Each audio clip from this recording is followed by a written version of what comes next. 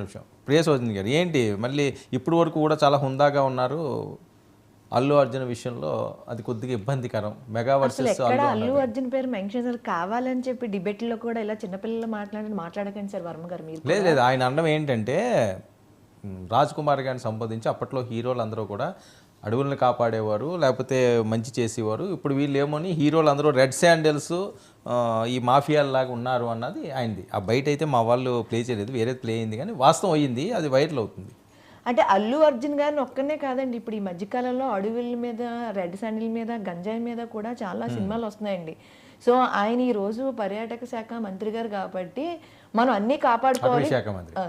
అడవి శాఖ మంత్రి కాబట్టి మా డిప్యూటీ సీఎం గారు అన్న మాట ఏంటంటే, నేను కూడా ఒక హీరోనే కానీ ఇలాంటివి చూస్తుంటే బాధ. అంటే ఆయన నిజంగా ఇలాంటివి వస్తే చేయరు, ఖచ్చితంగా మనం కాపాడుకోవాలి, ఇలాంటి సినిమాలు ఇక మీదటి వద్దు అని ఉదాహరణ ఇస్తే, ఇప్పుడు మీరు ఏంటంటే అండి ఇక్కడ అల్లు అర్జున్ ఇప్పుడు ఆయన సార్ అన్నట్టు మెగా కుటుంబానికి అల్లు వారి కుటుంబానికి ఉన్నటువంటి చిన్న విభేదాలు ఏదైతే చిన్న విభేదాలు ఉన్నాయో దాన్ని మళ్ళీ దీన్ని ఇంకో పెద్దగా చేసి సోషల్ మీడియాలో ఇంకా వైసీపీ వాళ్ళు ఇంకా బాగా వాడుకోండి, మరి ఏం పర్వాలేదు. కానీ ఈయన రాజకీయ పరంగానే మాట్లాడి మా ఉద్దేశం కళ్యాణ్ గారు సినిమా పరంగా మాట్లాడంటే సినిమాల్లో వాళ్ళు కూడా ఇలా చేయడం చాలా బాధాకరంగా ఉంది.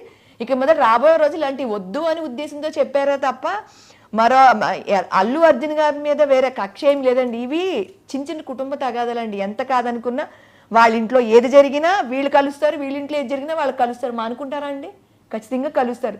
ఇందాక సార్ అంటున్నట్టు మన వైఎస్ఆర్సీపీ ఎలక్షన్స్కి ప్రచారానికి వెళ్ళారు, అందుకే ఆ టార్గెట్ పెట్టి అలా మాట్లాడతాం.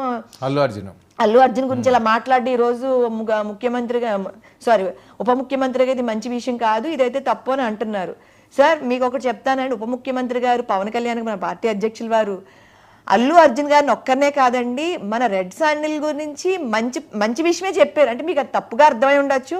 ఆయన్ని అంటే ఆయన మనసులో ఏముందో భావన మనకైతే తెలీదు, మనం అదే తప్పుగా తీసుకుని మాట్లాడడం తప్పు. ఇప్పుడు ఆయన వైసీపీ వారు అధికార ప్రతినిధి ఎవరైతే ఉన్నారో ఇందాక నేను మాట్లాడిన దానికి ఏకిలిగా మాట్లాడారండి. ఆయన ఏమని 2019లో ఒక సీటు కూడా గుడ్డు సున్నా పవన్ కళ్యాణే గెలవలేదు, మీ అధ్యక్షుడు అది ఇది అని చెప్తున్నారండి. ఇప్పుడు మేము ఎప్పుడూ కూడా బాధపడలేదు, ఓడిపోయిన రోజు కూడా చిరునవ్వుతోనే బయటకు వచ్చాం. అంటే వైసీపీ వారికి మీ అధికార ప్రతినిధి మీకు సమాధానం చెప్తున్నానండి, ఈ 2019 ఎలక్షన్లో మేము ఓడిపోయినా కూడా చిరునవ్వుతోనే బయటకు వచ్చాం. ఎవరో మీరు మీ జగన్మోహన్ రెడ్డి గారు గెలిచి కూడా ఒక ఎమ్మెల్యేకి గెలిచి కూడా ఈ మాట అంటే క్షమించాలి, ఎవరో ఏదో పోగొట్టుకున్న వాళ్ళలాగా ముండమోపులాగా మూల కూర్చుని మూలుగుతూ ఉన్నాడు. ఈ 11 మందితో ఏంటో అలో లక్షణాన్ని ఏడుస్తూ కూర్చున్నారు. ఏ రోజు ఎవరు ఏడలేదండి, మేము అందరూ ధైర్యంగానే దమ్ముగానే మీరు ఎన్ని అరాచకాలు చేసినా మా మీద ఎన్ని కేసులు పెట్టినా సరే మీతో మేము పోరాడుతూనే ఉన్నాం. మీరు పోరాడలేక ఈరోజు కూటమి ప్రభుత్వాన్ని చూసి తట్టుకోలేక కక్కుకుంటున్నారు.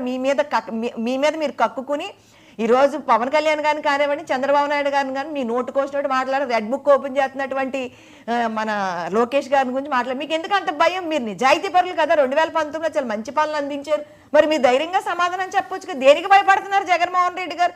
ఈరోజు ఎందుకు మాట్లాడితే మన బెంగళూరు ప్యాలెస్కి ఎందుకు పారిపోతున్నారు? ఆ రోజు పవన్ కళ్యాణ్ గారిని అప్పుడప్పుడు వచ్చినట్టు నెలకు 2 సార్లు వచ్చి వెళ్ళిపోతాడు. మరి ఇప్పుడు జగన్మోహన్ రెడ్డి గారు చేస్తుంది ఏంటండి? నిత్యం ప్రజల్లో ఉండమనండి, ప్రజలు ఏం బాధపడుతున్నారు సమస్యల మీద నిజంగా దమ్మున్నవాడైతే పోరాడమని చెప్పండి. ఈ రోజు కూటమి ప్రభుత్వం చేస్తున్న పాలన చూసి మీరు తట్టుకోలేక పిచ్చి మాటలు మాట్లాడుతున్నారా అండి? ఈరోజు మీరు చేసిన తప్పులు చూసారా? విజయసాయిరెడ్డి గారిది మొన్న పాపం బయటపడింది ఏమండి, అలాగే రాబోయే రోజుల్లో ఇంకా కొంతమందివి చూసారా. మన రీసెంట్గానే